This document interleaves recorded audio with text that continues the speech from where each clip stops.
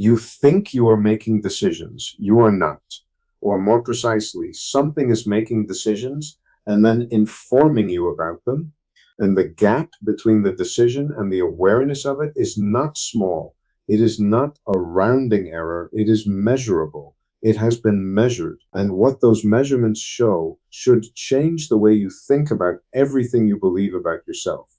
This is not philosophy. This is neuroscience. This is physics. This is what happens when you point the instruments of science directly at the thing you assumed was most fundamentally yours, your own choices, and look at what is actually there. What is actually there is not what you think. Let us start with an experiment, a simple one. You are lying in a brain scanner. You are asked to move your wrist whenever you feel like it, completely freely. No schedule, no prompt, no instruction about timing, just whenever you want. Your choice, your decision, your free will in its purest form. There is a clock on the screen in front of you. You are asked to note the position of the clock hand at the moment you first feel the urge to move, the moment the decision arises in your consciousness. The scanner records your brain activity continuously. Here is what the data shows. About 200 milliseconds before you move your wrist, your motor cortex activates. That makes sense. The motor cortex controls movement. It fires. The signal travels down your spine. Your wrist moves. Clean, simple, expected.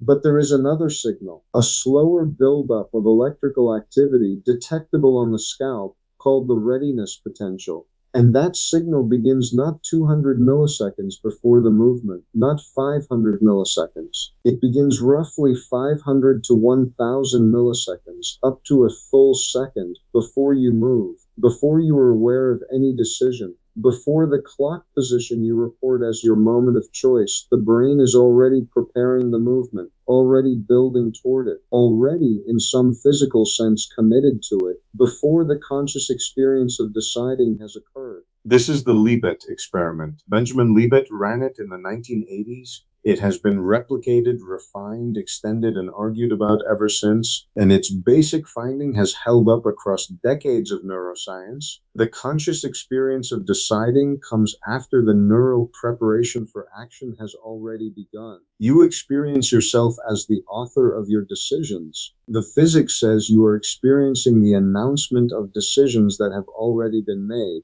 Now, before we go further, I want to acknowledge something. The Libet experiment has critics. There are debates about what the readiness potential actually measures, about whether the reported moment of conscious intention is accurate, about whether the experiment captures what we really mean by free will. These are real debates, and serious neuroscientists take them seriously. But here is the thing. Even if you set the Libet experiment aside entirely, the problem does not go away, because the problem is not just about timing. The problem is about physics. Your brain is a physical system. It is made of neurons, roughly 86 billion of them, connected by roughly 100 trillion synapses. Each neuron is a cell that receives electrical and chemical signals from other neurons, integrates those signals according to its physical properties, and either fires or does not fire based on whether the integrated signal crosses a threshold. Each firing neuron releases neurotransmitters into synaptic gaps. Those neurotransmitters bind to receptors on adjacent neurons and change their electrical state, and so on in cascades of electrochemical activity that propagate through the network according to the laws of chemistry and physics. There is nothing in this description that is not physical. There is no step in the process that requires anything outside of chemistry, electricity, the movement of ions across membranes, the binding of molecules to receptors. It is complicated, almost incomprehensibly complicated, but it is physics. And physics, the classical physics that describes the behavior of neurons at the relevant scales, is deterministic. Determinism means this: given the complete state of a physical system at one moment in time, The laws of physics determine with certainty what the state of that system will be at every future moment. If you know the position and momentum of every particle in the universe right now, Newton's laws, or more precisely the laws of classical mechanics, tell you exactly what the position and momentum of every particle will be 1 second from now, 1 year from now, 1 billion years from now. The universe, in classical physics, is a machine, an extraordinarily complicated machine, but a machine nonetheless, a machine whose future states are completely determined by its past states and the laws that govern how it evolves. Your brain is part of that machine. The neurons are part of that machine. The electrochemical cascades that produce thought and decision and behavior are part of that machine. And if the machine is deterministic, then the outputs, including your decisions, your choices, your behavior, were determined at the moment of the Big Bang before you existed, before your brain existed, before the earth existed. The feeling of choosing freely is real. The physics says the choice was fixed 14 billion years ago. This is the hard version of the problem. And most people, when they encounter it, reach for the same escape route. Quantum mechanics, classical physics is deterministic, but quantum mechanics is not. At the quantum level, events are genuinely random. The decay of a radioactive atom is not determined by hidden variables. Bell's theorem and decades of experiments have ruled that out. It is fundamentally probabilistic. The outcome is not fixed in advance. It is genuinely undetermined until it happens. So the argument goes, maybe the brain exploits quantum randomness. Maybe the decisions that feel free are actually quantum random. Maybe free will is real because quantum mechanics injects genuine indeterminacy into the physical processes of the brain. This sounds promising, and some serious thinkers have pursued it, most famously Roger Penrose and Stuart Hameroff, who proposed that quantum processes in structures inside neurons called microtubules might be the physical seat of consciousness and free will. But here is the problem. Randomness is not freedom. If your decisions are determined by quantum randomness, by the fundamentally unpredictable outcomes of quantum events in your neurons, then they are not controlled by you. They are controlled by nothing. They are noise. They are the quantum equivalent of rolling dice. A decision that is made by a deterministic physical process is not free. A decision that is made by a random physical process is also not free. In neither case is there a you that stands outside the physics and steers. Determinism gives you a universe where your choices were fixed in advance. Quantum randomness gives you a universe where your choices are dice rolls. Neither one gives you what free will actually means, the ability to have genuinely done otherwise, to be the true author of your actions, to be responsible in the deep sense for what you choose. The physics does not have a slot for that kind of freedom. There is no place in the equations where it can live. This is why free will is not just a philosophical problem or neuroscience problem, it is a physics problem, and it is one of the most uncomfortable physics problems there is, because it is not about distant galaxies or subatomic particles. It is about you, about the thing you most take for granted about yourself, that you are the one steering. Now let us go deeper, because I want to be fair to the full complexity here, and I want to show you where the real strangeness lives.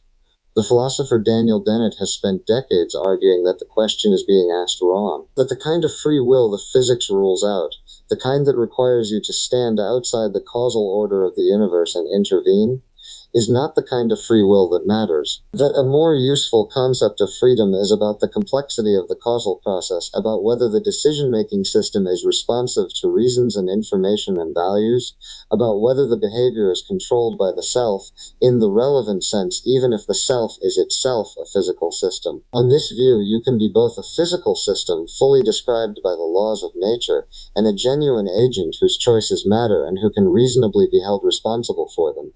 The freedom is real, just not the kind that requires magic. This is called compatibilism, and it is the dominant view among professional philosophers who have thought carefully about this problem. But here is where it gets genuinely strange, because even the compatibilist has to confront something that neuroscience is increasingly making clear. The self that makes the decisions is not a unified thing. It is not a homunculus sitting in the center of your brain, receiving information and issuing commands. It is a construction, a narrative, a model that the brain builds of itself and presents to consciousness. And that model, that sense of being a unified self with a continuous identity who makes choices, is not always accurate.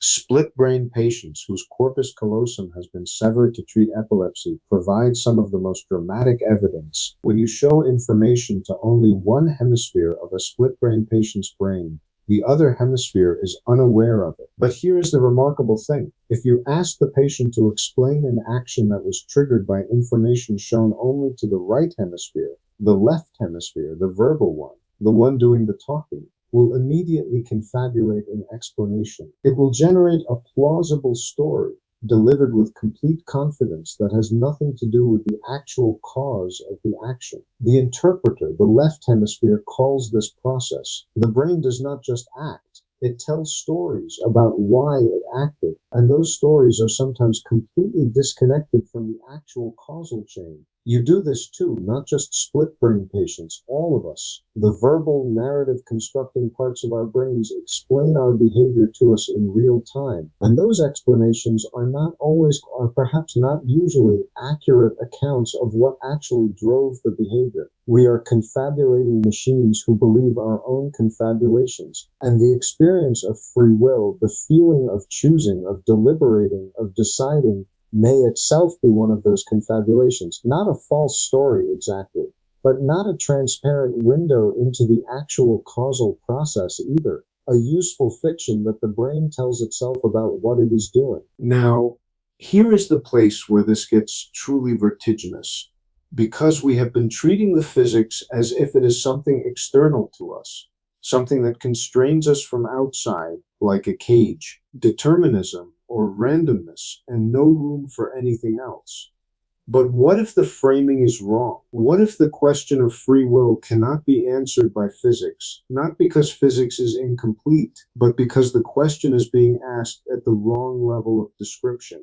Here is what I mean. Consider temperature. Temperature is a real thing. You can measure it. It affects behavior, yours and the behavior of everything around you. It is causally efficacious. It matters. But temperature does not appear in the fundamental equations of physics. At the level of individual molecules, there is no temperature. There is only kinetic energy, the energy of motion of individual particles. Temperature is what you get when you describe the average kinetic energy of a very large number of particles. It is a real property of a system, but it is a property that only exists at a certain level of description. It emerges from the physics without being reducible to any single piece of the physics. Many physicists and philosophers argue that the same is true of agency, of choice, of the self. These are real things. They have causal power. They matter. But they exist at a level of description, a level of complex information processing self-modeling systems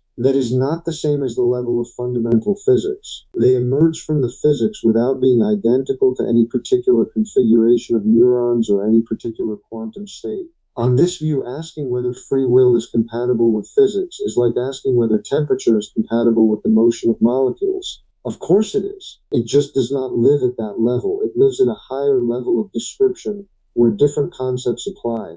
Susskind's work on holography and emergence points in a similar direction. The physics that describes the fundamental degrees of freedom is not always the most useful description. Sometimes the emergent description, the one that applies at larger scales, that uses concepts like temperature or pressure or information or agency, is more fundamental in the sense that it captures something real that the lower level description obscures. Maybe free will is like that. Real at the level at which it operates, not reducible to, but not contradicted by the lower level physics. Maybe the honest answer is that we do not know. The problem of consciousness, of why and how physical processes give rise to subjective experience, to the feeling of being a self-making choices, is the hardest problem in science, possibly the hardest problem there is.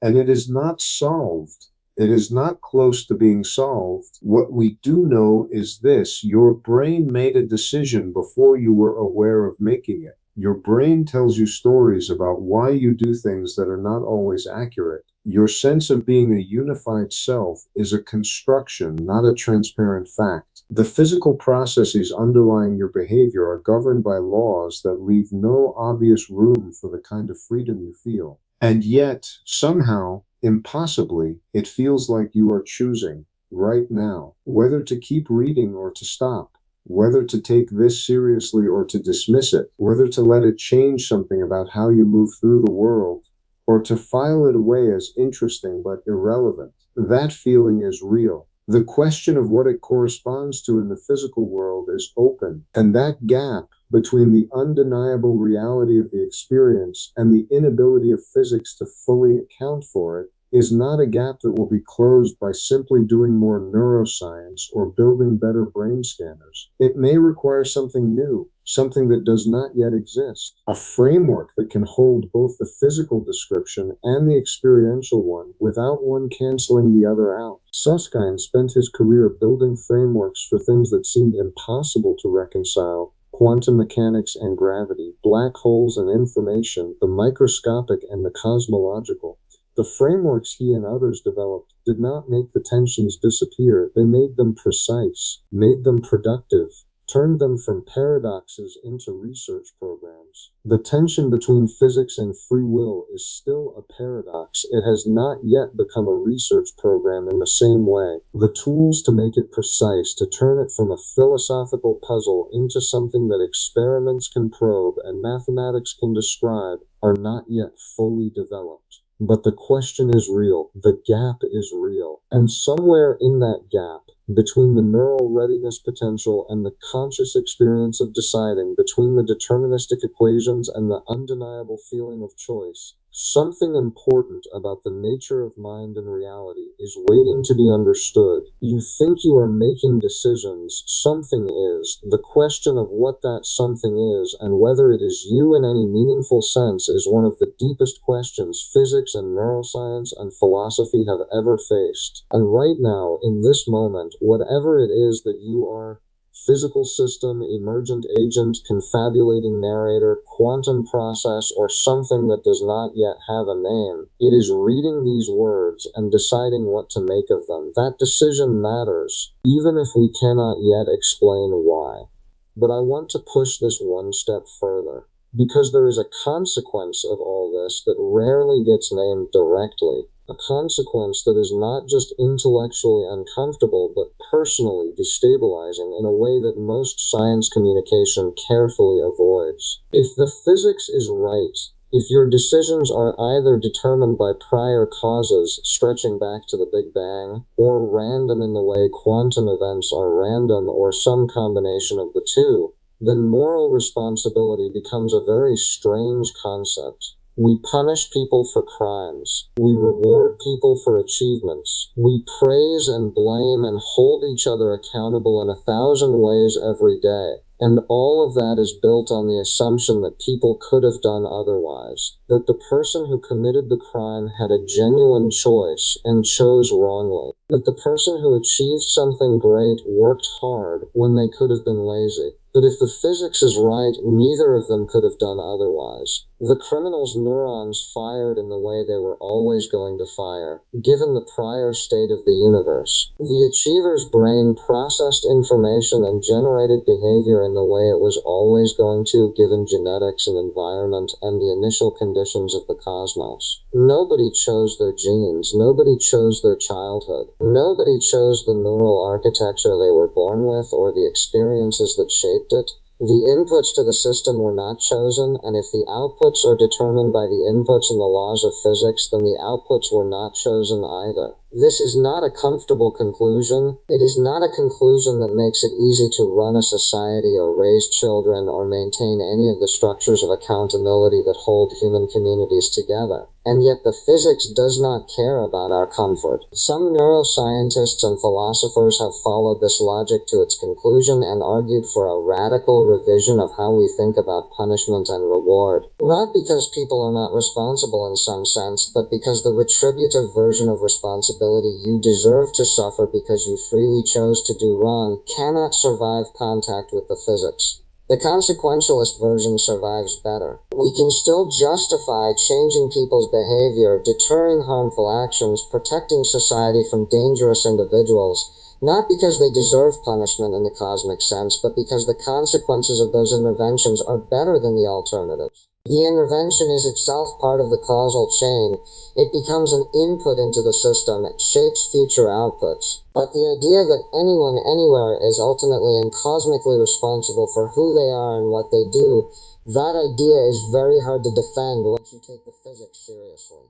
Robert Sapolsky, the Stanford neuroscientist, has spent decades making exactly this argument. His position is stark. There is no free will.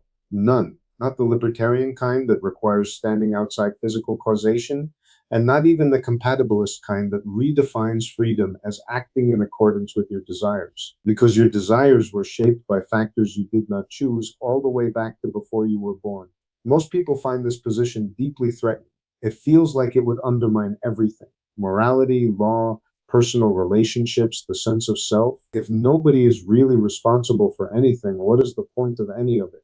But Sapolsky's response, and it is worth taking seriously, is that understanding the causes of behavior does not make behavior meaningless. It makes our responses to it more accurate, more targeted, more effective. When we understand that a person's harmful behavior is the product of brain chemistry, early trauma, genetic predisposition, and circumstance, we can intervene in ways that actually change the behavior rather than simply punishing the person for being the product of their history. The physics, in this view, does not destroy morality. It improves it by replacing retribution, which is about giving people what they deserve for choices they made freely, with something more like medicine, which is about understanding causes and changing outcomes. This is a radical view. Most people are not ready for it. Most societies are not built for it. And even among those who accept the physics, there is deep disagreement about what it implies for how we should live and organize ourselves. But the physics does not wait for us to be ready. The readiness potential fires before the conscious decision.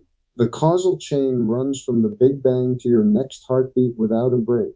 The neurons do what the neurons do. And somewhere in the middle of all that, in the gap between the physics and the experience, between the causal chain and the felt sense of choosing, you are trying to figure out what to do with this information. That is genuinely one of the strangest positions a conscious being has ever been in, aware enough to understand the forces that shape it, not free enough perhaps to escape them, but something in between, something that can take the knowledge in and let it change the model, update the story, alter the behavior, however slightly, however temporarily. Maybe that is what freedom is, not the absence of causation, not the ability to step outside the physical world and choose from nowhere, but the capacity of a sufficiently complex physical system to model its own causes, to represent them, to factor them into its processing. And in doing so, to become, in some small and perhaps illusory but nonetheless real way, a participant in its own determination rather than merely its product. Maybe the self that feels free is the universe's way of bending causation back on itself, of creating a loop where the effect becomes aware of its causes and feeds that awareness back into the causal chain. Not freedom from physics, freedom within physics. Freedom is a particular kind of physical process, one that is aware of itself, that models itself, that uses that model to navigate rather than simply react. That kind of freedom would not require you to stand outside the causal order. It would require you to be a sufficiently sophisticated part of it. Whether that is enough, whether that captures what we really mean when we talk about choosing and deciding and being responsible, is a question that does not have a clean answer. The philosophers have been arguing about it for centuries. The neuroscientists are adding new data.